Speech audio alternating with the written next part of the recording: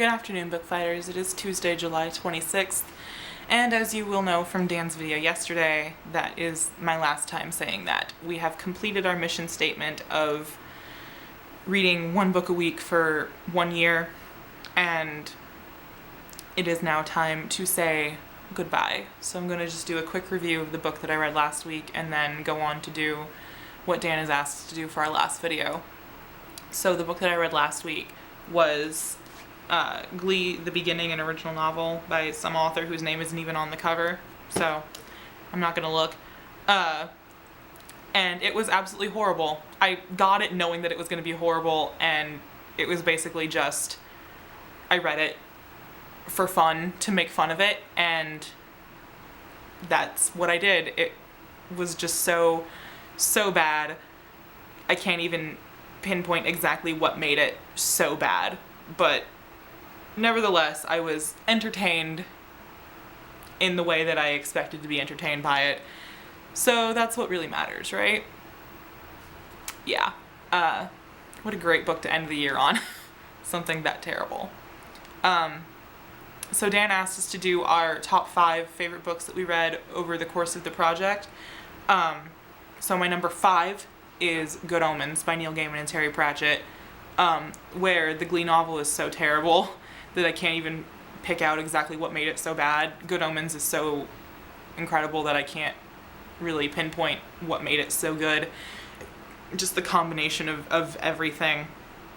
The characters, the humor, the way the two writers blend their work together to make it flow so perfectly. It's just incredible, and definitely deserves a spot on the top 5.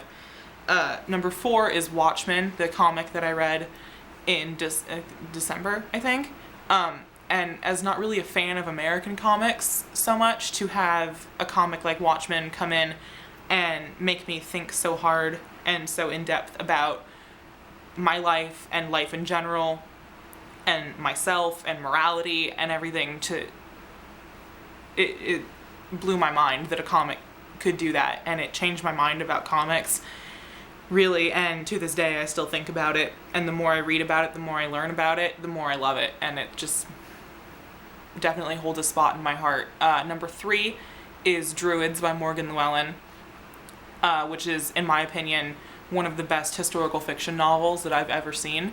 The writer has such a respect for the time period that she's writing about and the people that she's writing about, but also knows her audience well enough to make the writing readable.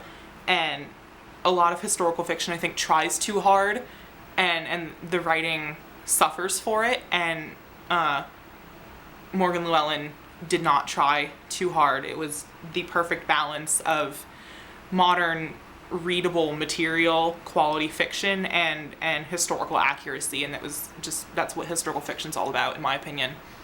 Number 2 is Without You, Anthony Rapp's autobiography, and as a fan of Anthony Rapp before I read it, reading his autobiography just gave me a whole new respect for him as not only a performer, but a person, and just knowing about his life and his situations and his personal beliefs and everything just made me respect him so much more.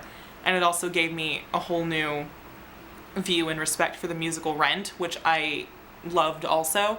And with something like Rent, you think you can't love it any more than you already do, and Without You made me love it more.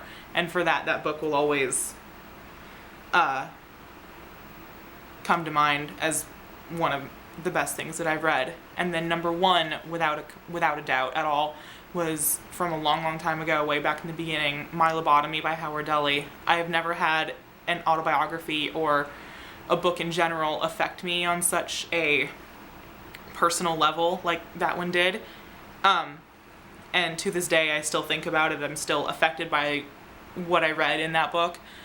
And then to come back a couple of months later after doing that review and seeing that Howard Dully himself had actually watched my video and commented on it just blew my mind.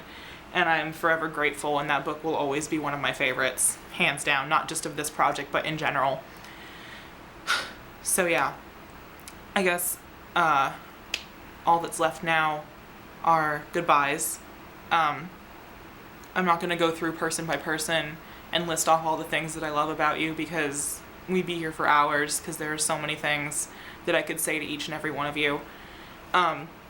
So just plain and simply, thank you. Thank you to the four of you for being some of the best friends I've ever had, for being there to talk to, for letting me do this project with you. I am forever grateful. Had Dan never sent me that tweet back in July asking me to be a part of this, my life would be a sad, empty shell of what it is right now. And I will always, always be forever grateful that I got to do this with such great people. And thank you to the viewers who commented and supported us throughout this whole thing. You guys are great, and just really want to tell all four of you, Dan, Sarah, Katie, Julia, that I love you. I really honestly do. From the bottom of my heart, I love you guys so much, and I'm so glad to have you guys in my life. And the friendships that we've made through this will stay with me forever.